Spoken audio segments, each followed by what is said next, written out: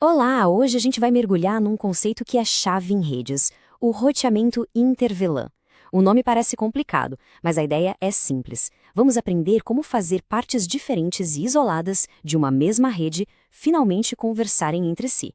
É como construir pontes. Vamos lá? Imagina só essa cena. Dois computadores ligados no mesmo equipamento de rede, talvez até na mesma sala. Mas quando um tenta se comunicar com o outro, nada. Silêncio. Como isso é possível? Eles estão na mesma rede física, afinal.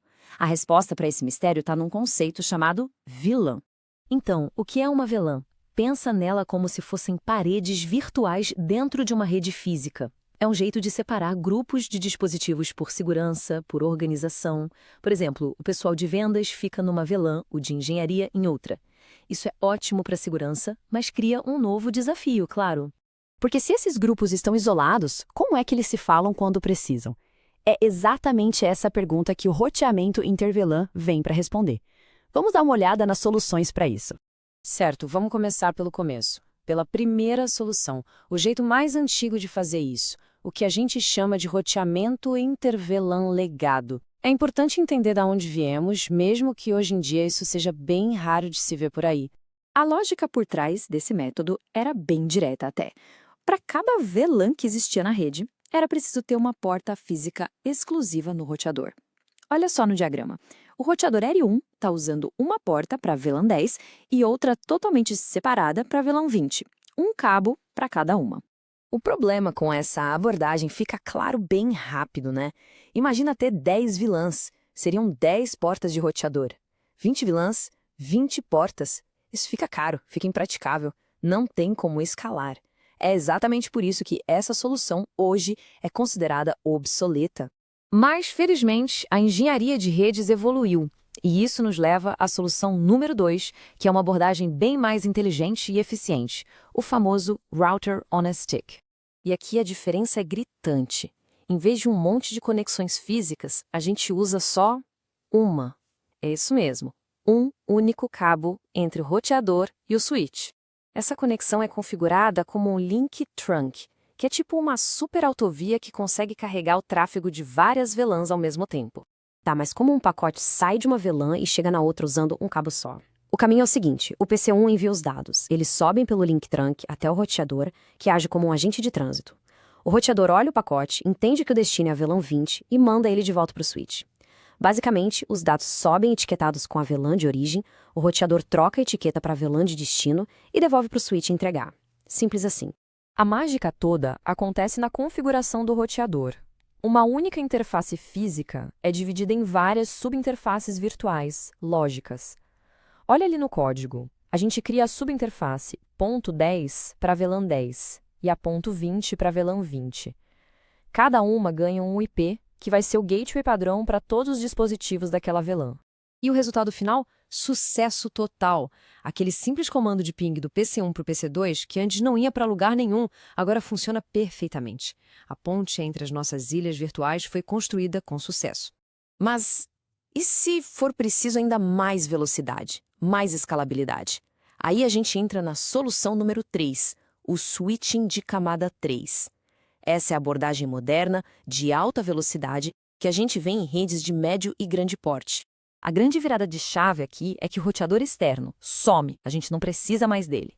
Um switch de camada 3, como esse D1 do diagrama, é um equipamento híbrido. Ele faz o trabalho de um switch normal, mas também faz o trabalho de um roteador. O roteamento acontece ali, dentro do próprio aparelho. E o componente principal para isso funcionar é a SVI, ou Interface Virtual Comutada. Pensa na SVI como uma interface de roteador só que virtual, que mora dentro do switch. A gente cria uma SVI para cada VLAN e essa SVI vira o gateway padrão para aquela VLAN. A diferença de performance entre os dois é absurda. Um switch de camada 3 é muito mais rápido. Por quê? Porque ele faz o roteamento em hardware, não em software. A latência é bem menor, já que o tráfego nem precisa sair do switch. Por isso, o Router on a Stick é uma ótima solução para redes menores, mas para redes maiores que precisam de performance de verdade, o switch de camada 3 é o padrão da indústria. Ok, então vimos 3 métodos diferentes. Agora vem a pergunta de US$ 1.000.000. Como escolher a solução certa para cada situação? Essa tabela resume tudo muito bem. O método legado é para fins educacionais, hoje em dia está obsoleto. O Router on Stick é a escolha econômica perfeita para redes pequenas e médias. Agora, o switch de camada 3, mesmo com custo inicial maior, é a solução definitiva de alto desempenho para redes grandes, como campos universitários e grandes empresas. Tudo bem, configurar é uma parte da história, mas e quando não funciona? Vamos dar uma olhada rápida em como resolver problemas, vendo algumas verificações bem comuns. Esse é um cenário clássico de troubleshooting. Um computador não consegue pingar o próprio gateway. A configuração de IP no PC está certinha. Onde será que está o problema? Uma das primeiras coisas a checar é no switch. Com o comando certo, a gente vê o status da VLAN. Olha só que interessante. A porta está na VLAN 10, mas o status é inactive. Isso geralmente quer dizer uma coisa. Ou a VLAN 10 foi deletada, ou ela nunca foi criada no switch. Se a VLAN não existe, a porta não funciona. Outro erro clássico acontece lá no roteador. Olhando a configuração, dá para notar que a subinterface é a ponto .10, mas ela foi configurada com o ID de VLAN 100. Um simples erro de digitação, um 0 a mais e pronto, a comunicação daquela VLAN inteira para de funcionar. Então, para resumir, aqui fica um checklist rápido. As VLANs existem e estão ativas? A porta do switch está na VLAN certa? O link trunk está configurado direitinho? Os IDs das VLANs no roteador e no switch batem? E o gateway no computador está certo? Passar por essa lista geralmente resolve 99% dos problemas. Isso nos leva a uma reflexão final. A verdadeira arte das redes não é só sair conectando dispositivos. É, primeiro, saber segmentá-los de forma inteligente com as VLANs e depois construir pontes entre esses segmentos, mas com um propósito bem claro. Esse é o papel do roteamento inter-VLAN. E para fechar, fica uma pergunta para a gente pensar.